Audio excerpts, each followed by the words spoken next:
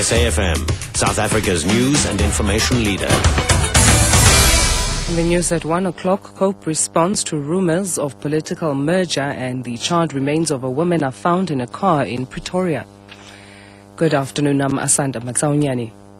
The Congress of the People, COPE, says it has no intention of merging with the Democratic Alliance. This follows rumors earlier that COPE would either merge with or enter into a cooperation agreement with the DA to form a united opposition. The DA and the Independent Democrats of Patricia de Lille have entered into an agreement earlier, according to which members of the ID could also belong to the DA. COPE made this announcement at a media conference in Cape Town. We'll have more details on this story as it develops. Local business owners from Ekurhuleni on Gauteng's East Rand have given Gauteng Premier Nomvula Mokonyane 14 days to respond to their demands, including to investigate whether foreign shop owners are in the country legally. They warned that if she fails to act, she will feel the community's wrath.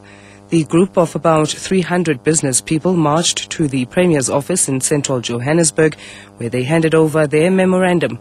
The group accuses foreign shop owners of ruining local business and of selling cheap and expired goods.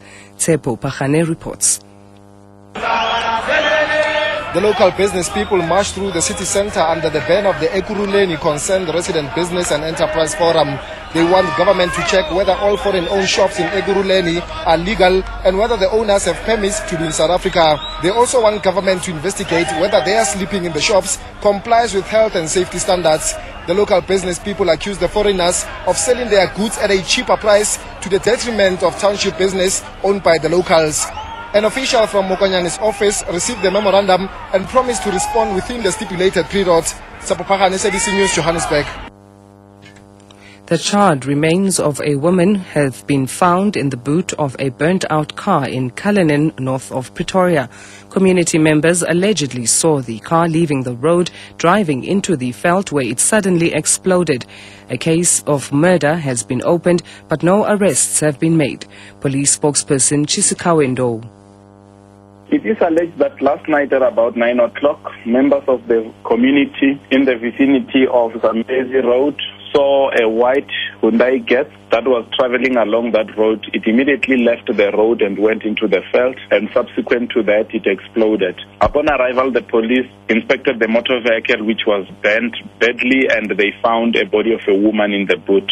At this stage, the woman remains unknown, and we are going to conduct DNA testing to establish her identity.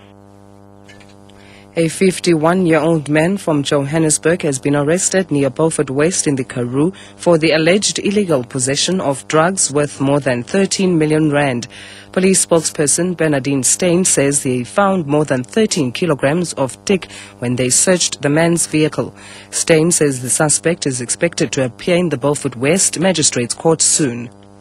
A vehicle control point was held on the Beaufort West Three Sisters Road when a white Toyota Corolla sped through the VCP towards town. The vehicle was pursued by two SAPS vehicles from the VCP, after which it was pulled over on the other side of town. The driver was on his way to Cape Town.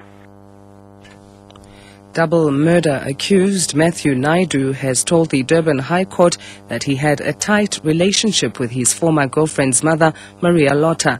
She and her husband, Johannes, were allegedly killed by Naidu and their two children, Nicolette and Hartus, in 2008. All three have pleaded not guilty to the crimes. Naidu says Nicolette did not have a good relationship with either of her parents, and he had suggested that she should seek counseling. Naidu says his relationship with Johannes Lotta was like that of best friends and described them as buddies.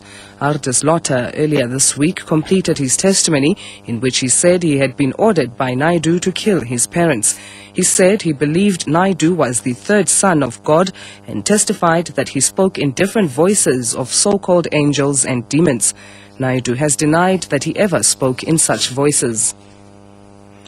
A paraglider has been brought down by a bird strike over the Himalayas.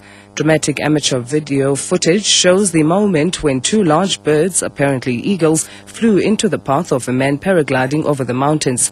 Russian Vladimir Tsarkov then had to keep a cool head as one became entangled in his cables, causing both bird and man to come crashing down to earth. Incredibly, both appear to have escaped the incident without major injury. Recently, in South Africa, a mountain biker was T-boned by a red hartebeest during a race through the savannah at Albert Falls Dam in KwaZulu-Natal. In the dramatic video, the buck takes out the mountain biker and then continues running off. Despite the shocking collision between mountain biker and buck, both 17-year-old Evan van der Spur and the red hartebeest appear to emerge relatively intact. And our top story again, following rumors, the Congress of the People, COPE, says it has no intention of merging with the Democratic Alliance.